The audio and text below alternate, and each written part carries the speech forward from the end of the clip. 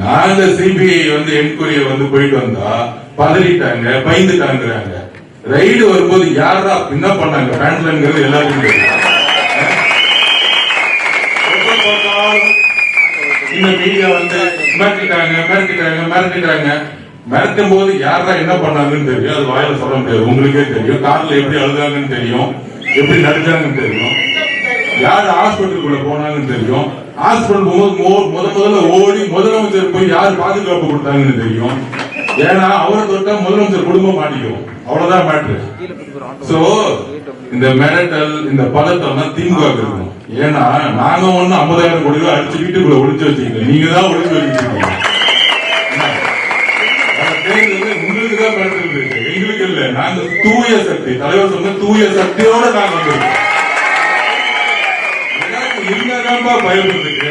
ஆனா ஆனந்த் இந்த வீட்டுக்கு போறோம்னா ஒரு குங்கும பட்டி இருக்கும், திருநூறு இருக்கும், அதெல்லாம் எடுத்துட்டு போறோம்.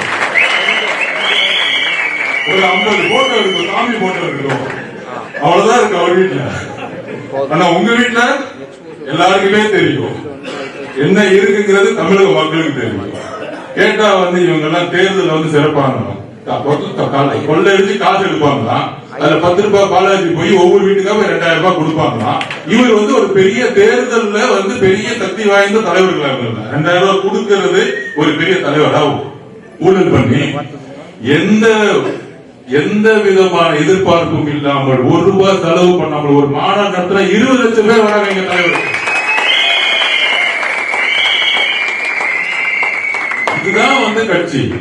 கேட்டா இவங்க எல்லாம் இவங்களுக்கு எல்லாம் ஒரு இன்ஃப்ராஸ்ட்ரக்சர் இருக்கா? இந்த 1 மாசம் அமைதியாயிட்டாங்க.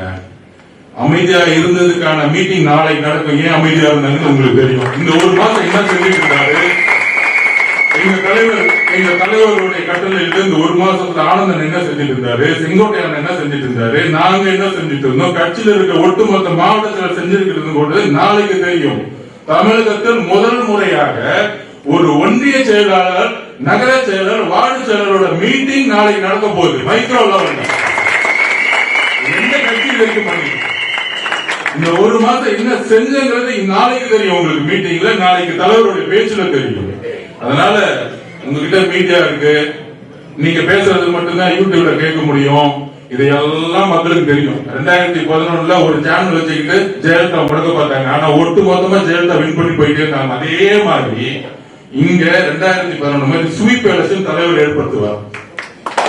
எத்தனை கூட்டணி வேணா உருவாக்கிக்குவாங்க. ஆனால் தலைவர் இல்லாத கூட்டணியை யாராலும் மக்கள் தேர்ந்தெடுக்க மாட்டாங்க.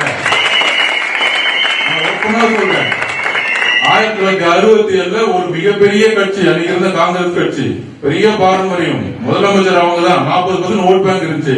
ஆனா அன்னைக்கு மக்கள் தெரிந்தது அண்ணாவை. ஏனால் தலைமையை தான் மக்கள் விரும்புவாங்க. அப்படி ஒரு தலைமை எங்களுடைய தலைவர் இருக்கிறார், அவரை நம்பக்கூடியவர்கள். அது நான் ஒரு உதாரணமே சொல்லியிருக்கேன்.